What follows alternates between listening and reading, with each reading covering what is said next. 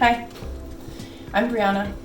I'm the baker at Tandem, and I'm here to make biscuits with you.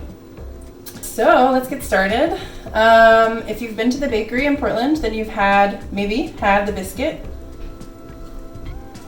It's a buttermilk biscuit. We load it up with butter, jam, sometimes cheese, and spicy honey. At the bakery, we make it in a large batch, a very, very, very large batch. I cut it down for you, so it's much smaller. I adjusted the recipe ever so slightly to account for it being smaller, baking it at home. For those of you who don't have a scale at home, the recipe that's attached with this video on the website will have those volume measurements, but I prefer to weigh my ingredients. I think it's a really nice way to get accurate measurements, as well as you can scale up, you can scale down, you can substitute much easier. So just so that you can see it, I nerded out and I wrote it all down here. I think you can maybe see this okay. So what we're working with is all-purpose flour and white sugar, butter, baking powder, salt, buttermilk. And so these are the weight amounts that you're going to be using. They're all in grams, except for the butter, that's 1 pound. And the buttermilk, 2.5 cups. So that's the base recipe. This should make 18 to 24 biscuits, depending on how big you cut them. Let's get started. The way we make them at the bakery, the dough gets processed in a Roku or a big fancy food processor. And I have a food processor at home, so that's how I like to do it. If you do not have one of those, you can also make this by hand. So I've prepped it both ways. So this is the butter that you're using. It's a nice high fat European style butter. And it's cut into pieces. They don't have to be even, just chunks like this that are big enough or small enough that you can work them with your hands or toss them in your food processor. There's your butter and all your dry ingredients in a bowl, and you're going to either work them by hand or put them in your processor. And so I've done it both ways, and I'm going to show you. Here, I have the mixture that I worked by hand. And forgive me with the table shaking. The contraption I have set up for this filming is very high tech. It involves a cookbook, some duct tape, and 3 binder clips, and a rubber band. I wish I could use my phone to take a picture of my phone for you, but I can't, so you'll just have to imagine it. But my table's a little wobbly here. So, by hand, you're gonna whisk all your dry ingredients together and dump all your chunks of butter in. And you're gonna use this motion kind of like you're talking to your friends about money or something. This kind of squeezy motion. And just get it all in there and work that butter with your fingers, break it up into smaller bits. And you want to do this kind of fast. You don't want the butter to melt or get too warm in your hands. And so what you're looking for is this kind of sandy, messy mixture. You have some pieces of butter that are still in there. About the size of a small pea is kind of what you're looking for. And then some of it's going to get more worked in, and that's okay. And so when you do it like this, you will have warmed the butter up a little bit, which you don't necessarily want. You want it nice and cold. So now that I've done this, I'm going to pop it in the fridge. And I'm going to show you the slight difference here for if you make it in a food processor. So if you see here, it's a little less yellow. The butter is worked in a little bit less. And we've got these small pieces, like I said before, that are kind of like small peas. Yeah, they're about the size of a pea or some other small vegetable. I don't know what that would be, but you can see this, lots of small bits. So that's how I do it at the bakery and how I've done it here at home. So I'm going to pop this one that I made by hand into the fridge so that it gets nice and cool before I add my buttermilk to it. And this one that I've made in the food processor is good to go. So I'm going to do both of them so that when we bake them, you can see the slight difference. But we're going to make this one here on the video. Okay? We are about to hydrate our biscuit dough. Again, this is the dough that I made in the food processor. So all those butter chunks that you saw earlier got put into the food processor, and that dry mix of the flour, sugar, salt, and baking powder went in there as well. A few pulses. On mine, I counted 7 so that you get these small pea-like chunks. And because that happens really quick, it's still pretty cold, the butter, because I chopped it straight from the fridge. So I don't need to put it back in the fridge to chill out a little bit. So I'm just gonna go ahead and hydrate it. And this is cold buttermilk. this size recipe that I have cut down for you guys, it's about 2.5 cups. I'm not gonna add all of it at once, probably most of it. I'll hold back just a little bit, because you never know. Something cosmically going on. It could be a little warmer, a little more moisture could be in whatever butter you're using. Maybe you forgot to put it back in the fridge. So whatever's going on, I like to just hold back a little so I don't go whole hog and put everything in there right away. And again, buttermilk is good in this biscuit recipe because it's acidic, it's fatty, it's gonna add flavor, and it's gonna tenderize the dough, and all that acid and the baking powder is gonna react and make a nice tall biscuit. I'm just gonna put most of this in there. I'm gonna move my wine. I'm gonna get a spoon. No biggie, be right back. Here you go. Spoon time. Okay, so we're gonna toss this like this. You don't wanna smash it in there or mix it too vigorously or anything just yet. You're not kneading, you're just tossing. You want that buttermilk to kind of like touch all the bits in here. So I'm gonna use my fingers and just kind of let it fall through there. This maybe I mostly do because I like to feel the recipe at every stage. So I'm just kind of getting my fingers in there and seeing what it feels like. And then I'm gonna go ahead and add the rest of that buttermilk. Toss it again with this spoon. I'm gonna do this again. Kind of just let it fall through your fingers. You just wanna make sure all the parts of this dough get a little buttermilk hit, but you're still, like I said, you're not smashing it together, you're not mushing it together, you're just kind of tossing. The mushing comes later. So now I have this slightly wet dough. It feels kind of like wet Play-Doh almost. It's not super sloppy, not super wet, it's not overhydrated, but it's not really dry and crumbly. So it's right in the sweet spot. So you want a bowl with some flour, and you want to do your surface here like this. I'm just going to dump this whole shebang out.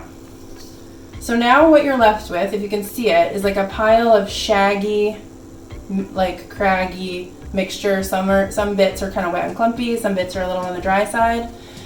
So the thing we're going to do first is just give it a couple of rolls to kind of flatten it out and start combining all these bits together. I'm going to put a little flour here on top.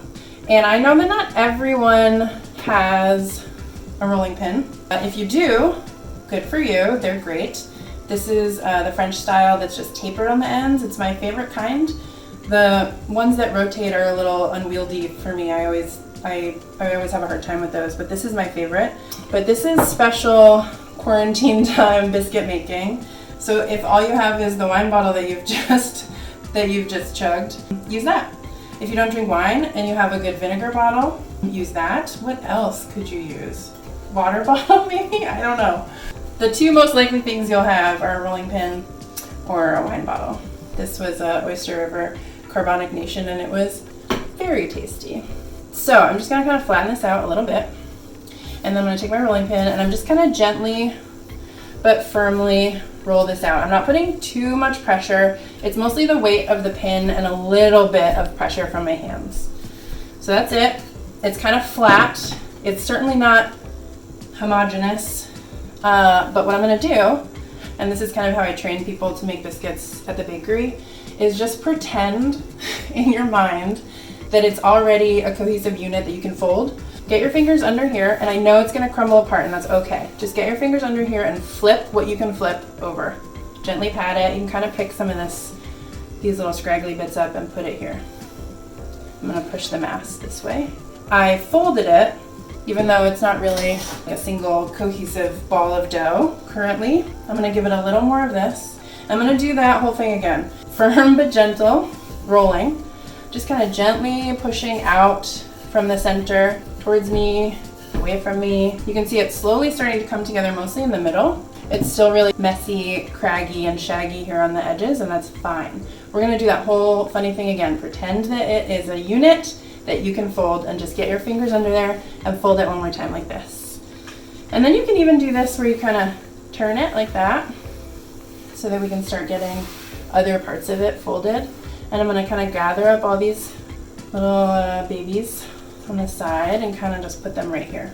So what we're doing is very slowly building layers, all those layers that are gonna in the oven when it hits the heat.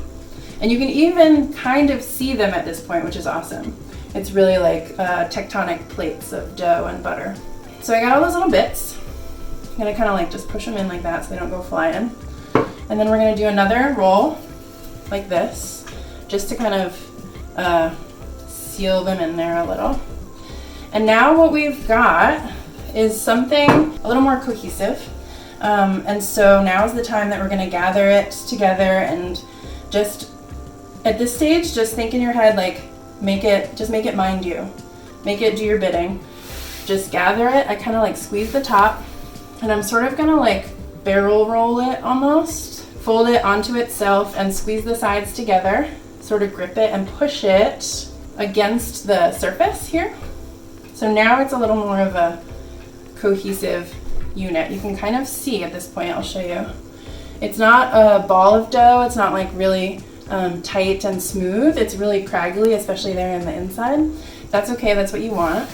Kind of gather up, this is what I do, I gather up all these bits that have spread out to the sides and just kind of push the dough on top of them to kind of keep them up.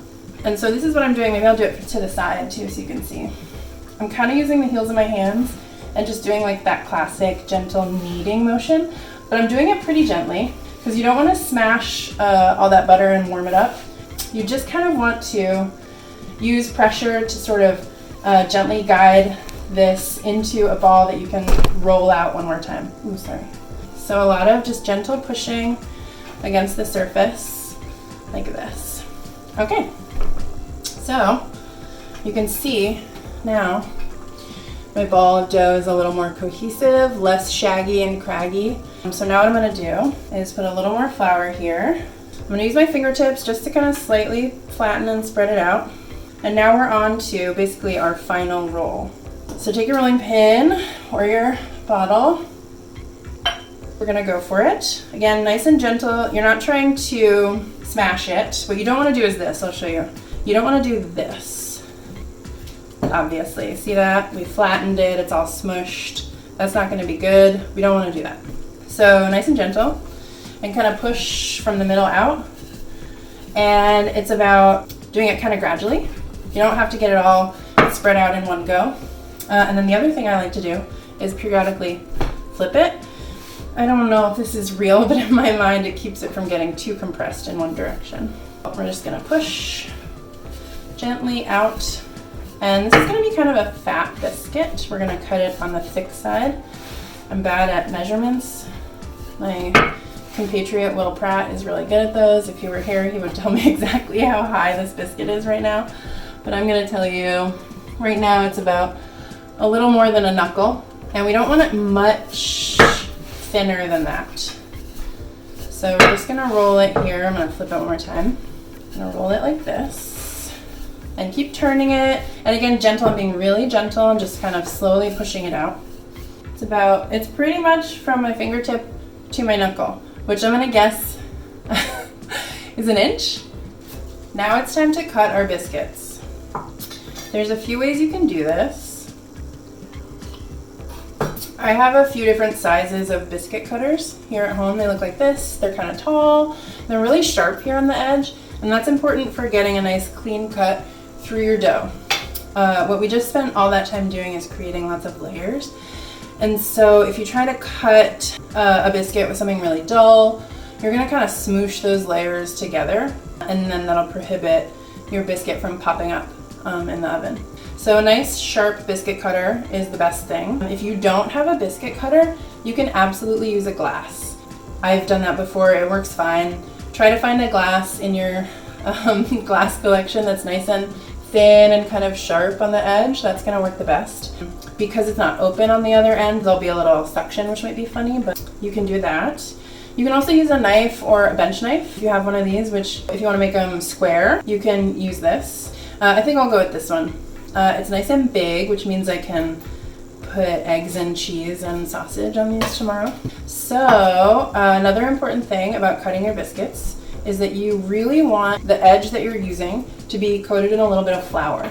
So I've put some flour here, and I'm just kind of dipping my biscuit cutter in it, coating it in some flour, and that's gonna help the dough not stick to the edge of this biscuit cutter as I'm pushing it down, which again is gonna help keep those nice layers that you just spent all that time building. And do not twist. Don't push your biscuit cutter down and twist it. That's another good trick. Just straight down. So we're going on the flour, straight down, lift it up, pop it out. And I don't know if my camera is good enough, but maybe you can see the layers that we've created. You can kind of see them all in there, all those tiny bits of butter. Just gonna cut as many of these as we can, nice and close to each other, so that you get as many out of your first roll as possible.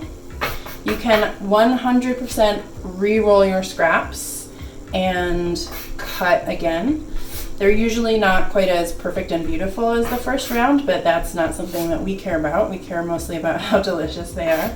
Here we go. So I got all my biscuits cut, and then you just kind of want to be pretty gentle and just bring this together, give it a quick, gentle little knead. It doesn't have to be super well combined. A little flour here, and then we're gonna roll this little scrapper out. Same thing, gentle, pushing outward. And I flip it a few times, just like that. Little flour. Okay. My biscuit cutter is really big. I got 11 out of this giant guy. So you might have smaller biscuit cutters, or you can cut them again with one of these. Again, just put it in some flour first. Okay, so now comes my most favorite trick. So I learned this trick from my friend Sarah Buck at Pies and Thighs in Brooklyn, where I made more biscuits than I've ever made before. So we've cut our biscuits right down in this direction. So the top of the biscuit is exactly where it was, but we're gonna take this biscuit and flip it like this when we put it on the tray. So the bottom of the biscuit is now the top. And you can kind of see the top where we cut it is rounded, and that bottom is nice and sharp. So that is going to give you that like really nice sharp top edge that oftentimes will be like a little smaller than the bottom, which is like the most beautiful biscuit look when it's kind of like squat and chubby on the bottom and a little at the top. Again, we're gonna flip. So pick your biscuits up and just flip them so that what was the bottom is now the top. And you want parchment paper on your sheet tray like this. They're not gonna stick if you have parchment paper, and you don't need to spray. They shouldn't stick at all. The parchment paper will be just enough.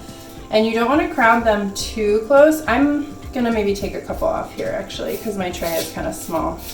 But something that you do want to do is give them a nice, like inch apart from each other like that. They'll trap a little bit of heat in here between them, and that will help them rise too. So if you don't have too many, you might be inclined to put them really far apart, which is fine. It's not gonna do anything bad. But if you kind of nestle them slightly close together, they'll trap heat in between them that will force them upward. So these are my biscuits. I have my oven ready to go at 400 degrees. 375 is probably fine for most ovens. Mine's a little crampy. So I give the biscuits like their first 10 minutes at 400 to get a nice jump, and then I crank it down. If you know your oven really well, you can play around. 375 should be pretty sufficient for most ovens, but if you know yours runs hotter or colder, if you do a lot of baking at home, then you can kind of go by that. But yeah, I'm gonna pop these in. Take these little bad boys with me. So the biscuits just went into the oven. They're gonna take 30 to 35 minutes. I put them in for 15 minutes. And then I rotate the tray to make sure that they bake evenly, and then another 15 minutes. They could be done. In my oven, they always need another 5. So 30 to 35 minutes, just make sure that you rotate the tray halfway through for a nice even bake, okay? These biscuits, when they come out of the oven and they're nice and hot, we brush them with melted butter and sprinkle flaky sea salt on top. Some people egg wash their biscuit, and you can totally do that if you prefer. I learned the melted butter trick from a friend who used to work at Del Posto, and that's how they finished their biscuits there, and it blew my mind because there's nothing more near and dear to my heart than topping something made of butter with more butter. So that's what we do at Tandem. I think it's just gilding the lily a little bit in a really nice way. I just put some butter in a pot and I'm gonna get it melting, and once it's melted, I'll just leave it there in the pot. And then when the biscuits come out, you're just going to brush them with melted butter and sprinkle them with salt. If you don't have a pastry brush, pick up your biscuit if it's not too hot and kind of dip it in the melted butter if you want, or just drizzle the melted butter on top. Whatever concessions or methods you can do if you don't have all these tools. If you have any questions, like I don't have AP flour, but I have whole wheat flour, I don't have white sugar, like if you have any questions like that, don't hesitate to reach out to me. My Instagram is Briana, which feels funny to say out loud, actually, or Briana at tandemcoffee.com. I would love, love, love to see the biscuits that you make. I would love it. We would all love it. So if you make biscuits and you want to share them, please, please hit me up.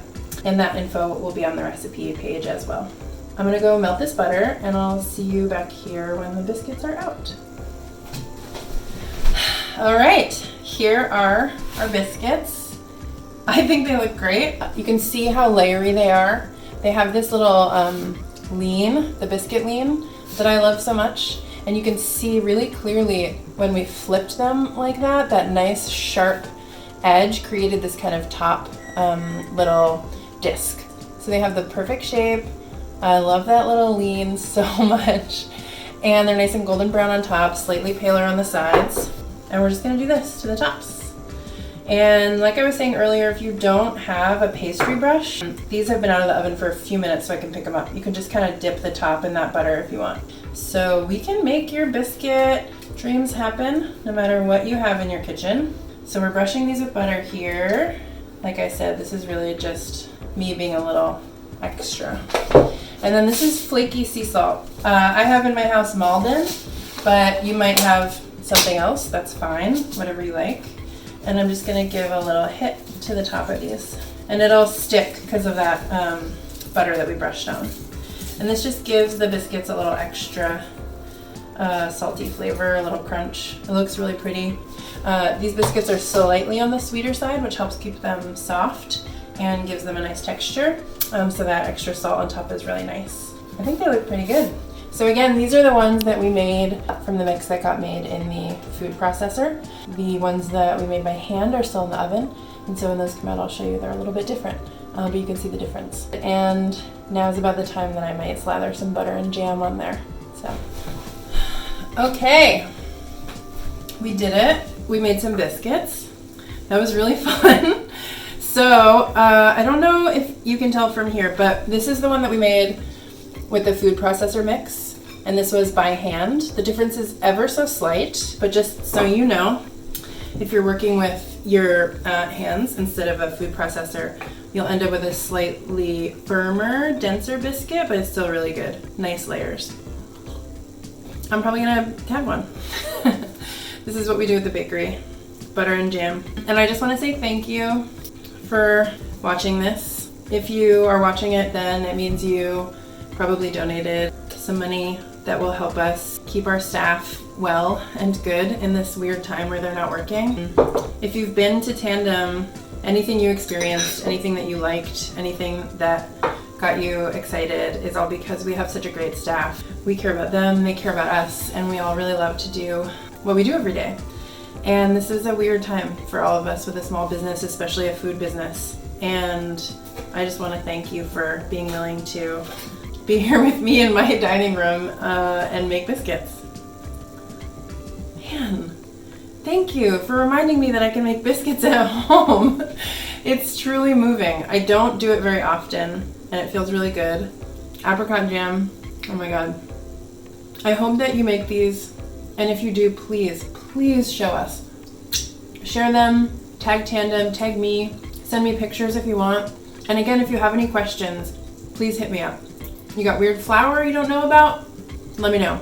You don't have butter? I don't know what we can do about that. We might find you a different recipe. If you're gluten-free, I think you can use a 1-to-1 mix. Try that. If not, hit me up and we can work up some grain ratios for you. Basically what I'm saying is, get at me. In this time that we're not open, I want to connect and I hope you enjoy your biscuits.